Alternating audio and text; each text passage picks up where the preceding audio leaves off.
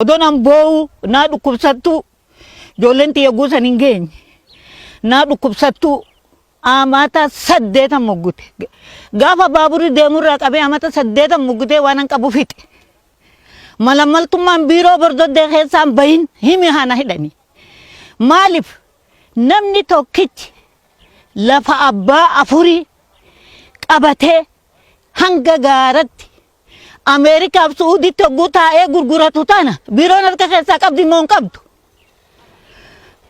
footoo kaatee lafti abbaa afuriitu hundi footoo kaatee mangistiin beeku qabayyeessa katti bulu hulatanya lafa baaburatti nyaate taaburee kajaan hogguun kassasu liqambartoon itti nama sakkaree maaliif namni kun gurgureen jaan hoggunan dhaqmee amala kadhee na hidhuufuu deeman irraan hafne mugguteetan irraan gana naa kennanii amata 8 dalagarraa bu'e amarratti deebi'ee odoo baatii laman gahin odoo na yaamin achitti naa murteessanii galee sila tan harkatti qabadhee tan taanitti dabraa miti angaa miskiina hoggasuma erga maraxame baatiin geenye beeke guyyuma achi naa murteessanii igibaanyi ari'anii kaartaa kaaseef odoo na yaamin yoon du'es isaan malee namni jeesen jiru mangistiin akkanaa qabatu naa kataba naa haati dubbitan mangistiin akkanaa qabatu mangistiin haqa kana mul'isee hiyyeessa miskiinasa itti ergamu haa kennu anilleen hiyyeessi bordoddee waa takka dhume abiyyeen yoon du'e dabre yoon jiraadhe nan qadhu'annu takka hiyyeessa mirga ishii eegu biiroon bordoddee malaammaltummaan hin baane kanaan nama sakkara liqimoo liqii miti helma kiyya wanni nama sakkaru mana atirraa qabee hanga gaaratti gurgurame kanaan nama sakkara malaammaltummaan bordodde keessaan baane. Daawwattoota keenya walitti deebineera aanaa gumbii bordodde irratti mari'achaa kan jirru ammas dhimmuma lafaa kanaan wal qabatee komiin qixa kanaan kaati kan jiru hanni jira malaammaltummaan jira akkaataan itti lafti hiyyeessarraa itti fuudhatamu sirrii miteedhanii haati kun kan kaasanii ragaawwan isaanii kan deeggaru lafuma isaanirraa fudhatame kana keessa falmiin booda kaarimeetirii 625 lafti amma reefu nu bira dhaabbanne isaan dubbeefne sun akka kennamuuf ta'eera. Garuu lafoonni achirra hafan kuni humnumaan humna waan isaan hin qabneef irraa fudhatame. Kanas qaama achi taa'ee jedhamee itti kennametu humnaan irraa fudhatee nama birootti gurgurate. Ragaan kun hundi osoo jiru garuu namni humna hin qabne mirga argatuuf rakkataa jira jedhanii kaasu. Tole dhimmichi saamicha lafaatti hojii wal qabatee jiru osoo lafti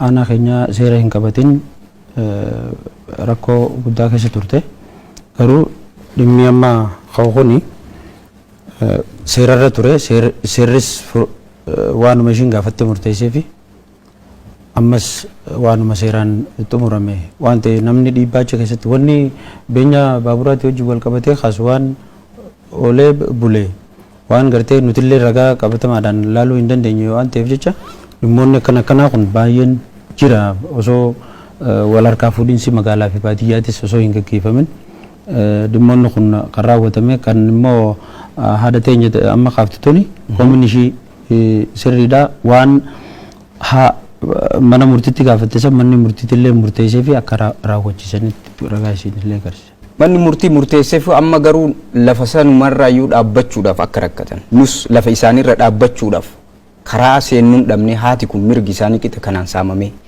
lafti irraa fudhatames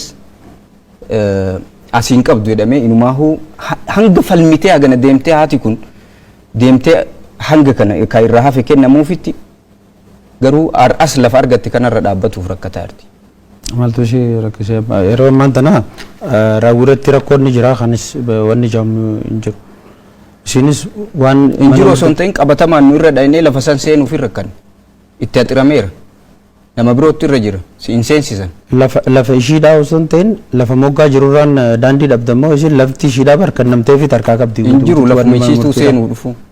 Guyyaa sanuu nu wajji waan deemneef malee naannoo sanittuu akka isiin kaleessin sodaachisaan akka jiru akkuma duratti kaasan kan yoo dubbannes dhiibba jira, tumamu jira, hidhamu jira. Mirga kennaaf qaamoleen achi jiran sun kabachiisuudhaaf qixa isaan kaasan kanaan dhimmicha quba qabdu isin. Amma wanni beekamu qabu namoonni mirga isaatiif jecha dhiibame qaama nageenyaatiin sodaachifame tokko illee hin jiru. Tarii wantoota oolee bulee kan kaasan rakkoowwan kuufama yeroo dheeraatti wajjin wal qabatee as deemaa jiru wal qabsiisanii yoo kaasan wanni dhugaaf keessaa qabu jira. Amma immoo haala qabatamaa amma jiruun waan ishiidhaan malu kan nameef jira rakkoon takkalleen kaachirratti ishii kunnam takkalleen kan hin jirre ta'uu isaa. Dabree yeroo dheeraa waggaa ishiin rakkoo waggaa dheeraadhaa kan ishiin kaasaa jirtu. Rakkoon kun immoo baraabaratti eeggachaa yeroo ammaa tana rakkoo. Wanni adda baaftan lafoonni irraa fudhatame sun karaa seeratiin irraa fudhatame.